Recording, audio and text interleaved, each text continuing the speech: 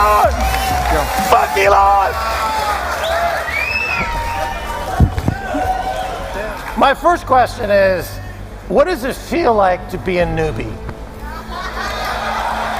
You know, I was going to tell you, I realized that I first bought Bitcoin 1 year ago yesterday, and so this is the end of my rookie year. Right on.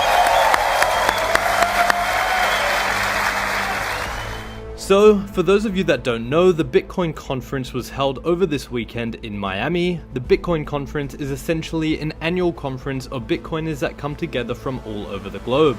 This year, they featured for the first time Michael Saylor, and joining him on stage was Bitcoin veteran Max Keiser.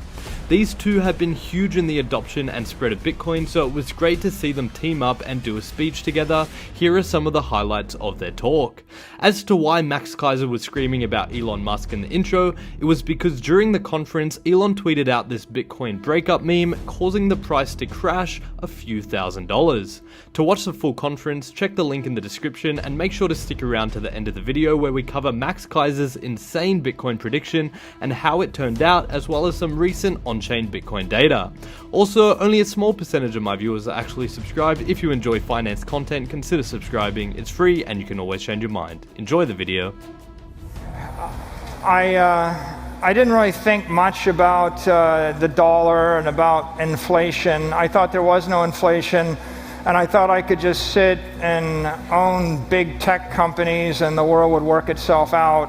And I guess around March, everything changed and the monetary inflation rate tripled, and it became pretty clear that the big tech trade was a crowded trade. You know, at the point that my niece in her early 20s was telling me about Apple stock, you know, I figured that maybe it wasn't cutting edge. So I looked around and I discovered Bitcoin, and when I discovered Bitcoin, I thought, well, this is digital gold on a big tech monetary network, and it's going to grow by a factor of 100. And then I thought, well, I should buy as much as I can. And what I tell people even this day is what I was buying it, and I was thinking, I have to buy as fast as I can, as much as I can, because someone else might figure this out before, and then I won't be able to. And okay, that's really interesting for the shareholders. But, I mean, my understanding is that you were visited by the ghost of Satoshi at night and came to you in a dream and converted you. That's not the story. Yeah, Satoshi speaking through all of her or his disciples on YouTube. Your laser eyes are pointed right at my brain right now. Are you stealing my private keys? No, you should keep your private keys. This should save me. I don't want your private keys. Really? Okay, well, we just met, so I guess that would be a bit forward. You know, I think after you study Bitcoin, the light bulb goes off, and what I realized is anybody on earth that wanted to own anything, that wanted to own some property, has a choice. You can buy land somewhere, but someone can tax it and take it away from you. You can buy gold, but someone can take it away from you. You can buy stocks, but you can never take possession of it. You can buy debt, you can never take possession of it. You can buy jewelry, people will take it away from you. And Bitcoin is the apex property of the human race. It's the first time we figured out how to create true property that you can take possession of with full custodial rights, that's least likely to be impaired, that's most mobile. And so, yeah, it doesn't matter if you have $1 billion. If you have $1 billion, you can buy a building in Manhattan or Bitcoin, you'd rather have the Bitcoin. And it doesn't matter if you have $387. If you have $387, you can still buy the Bitcoin, take it anywhere. And if you compare that to buying silver or gold or land or a stock, your custodial and your property rights are impaired by everything else. And so I think Bitcoin is truly a seminal invention of the human race, because for the first time in human history, we can grant property rights to 8 billion people. And that's what I think is cool. Right. I think that which does not kill Bitcoin makes it stronger. Right. Look, I think Bitcoin is the most efficient use of energy that the human race has yet come up with.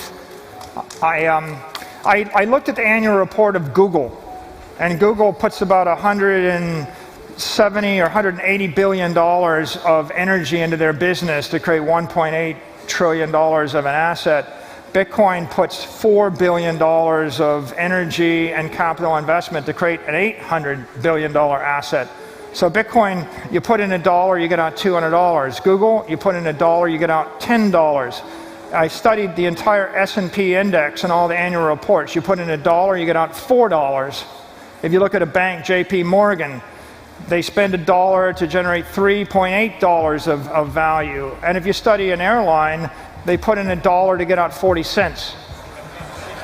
So Bitcoin is, it's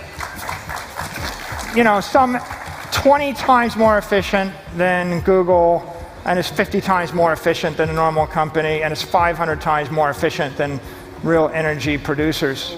To appreciate Bitcoin, you got to put in the work, but you have to have the motivation.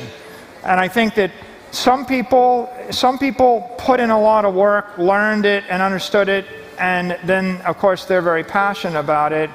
Others, they have the motivation, but they haven't put in the work. And then a lot of people don't have the motivation, right? It's not going to change their life, and so they can't conceive of their worldview changing or sinking, because they're just like, whenever I see anybody criticizing, I say, well, what's your solution to people in Argentina? Right? It's like when you're in New York and Manhattan and you're in a cocktail party and then you're criticizing this. Like, what are you saying to everybody else in Africa or South America or Asia or Venezuela? What is your solution to them? You looked at this situation, you said, oh, the ice cube on my balance sheet's melting. I'm going to buy Bitcoin. I'm even going to borrow money to buy Bitcoin. It seems almost like a speculative attack on the central bank itself. Is that a fair characterization? What are your comments?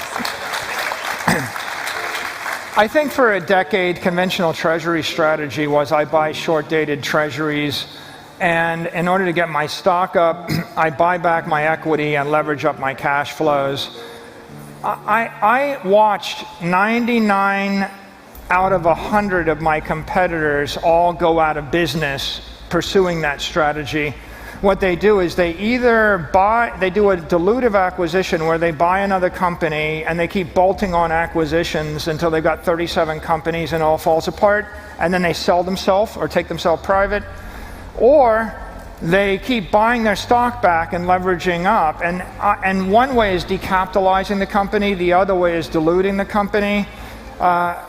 What I was doing with Bitcoin was I was saying, I don't want to decapitalize the company. I want to keep the capital or grow the capital, but I want to put an asset on the balance sheet. And I think a big breakthrough is I can convert my cash from a liability to an asset, and then we realize that if that asset's going to go up by more than 10% a year, and you can borrow money at 5% or 4 or 3 or 2, then you should pretty much borrow as much money as you can and flip it into the asset, and why wouldn't you? Right. The fundamental difference, I think, with a crypto asset like Bitcoin versus what other people are trying to do in this space is the whole idea of a crypto asset is I put my monetary energy, my life force into it, and then I let it live for the next 1,000 years. And it's okay just to be alive for 1,000 years. It's okay to be, what's wrong with being rich forever, right? I mean, and that's what Bitcoin is.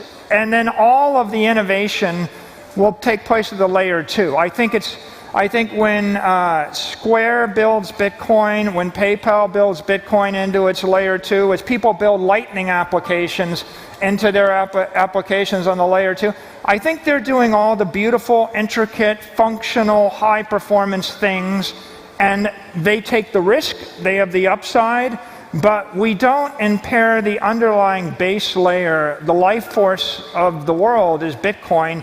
We just got to let it be and respect it for what it is and not mess with it.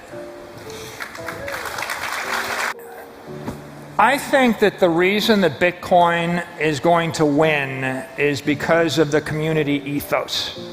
And when I refer to cyber hornets, yeah, I refer to everybody on Twitter and everybody in the community that's educating the world and defending Bitcoin. Yeah, and they're the loud in-your-face cyber hornets.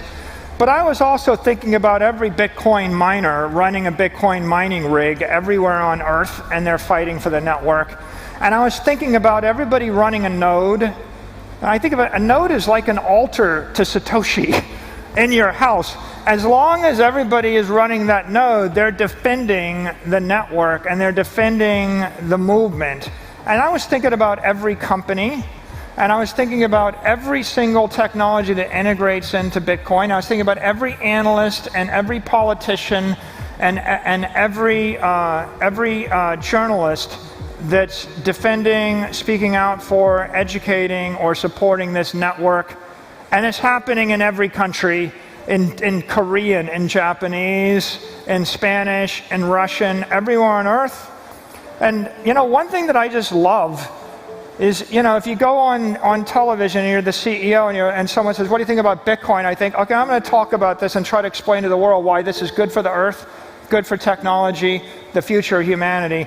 And then when I get done, I go home and I turn on the television, there's another Bitcoin CEO. And then the next morning, there's another Bitcoin CEO, and the next day there's an analyst, and the next day there's a politician, and I just think that's so great to be in a community. Every one of them is a cyber hornet. They're all fighting for Bitcoin, and when someone falls, someone else will stand up and carry the banner and take it forward. And I don't think you can say that about anything else on this earth. Cometh the hour, cometh the man, Michael Saylor. Let's give it up. Thank you. For the Sailor Man. Thank you. All righty. So there's some highlights of the event. Always a pleasure to see both of those guys speak. Now, an update on Max Keiser's Bitcoin price prediction we have been covering. So after the 55% crash we saw in May, Max Keiser put out a bold prediction that we would see a new all-time high by June 4th. He was confident up until the very end, but as the date has now passed, it looks like as if he was quite a ways off. Let me know what you guys think of that. On one hand, I do respect him for tying himself to a specific date, unlike so many other analysts, but on the other hand, that was a pretty huge call to make. Also, some recent on-chain Bitcoin data out from Yan and Jan via Glassnode, we can see that Bitcoin over the last few weeks has been moving from impatient holders to patient holders. Previously, long-term holders had been selling into Bitcoin strength, but they have been accumulating in this most recent dip. As you guys know, in the Bitcoin game, it pays to be patient. Anyway guys, let me know what you think about everything going on right now in the market. Hope that provided you with some value. I'll see you in the next video, and as always, have a great day.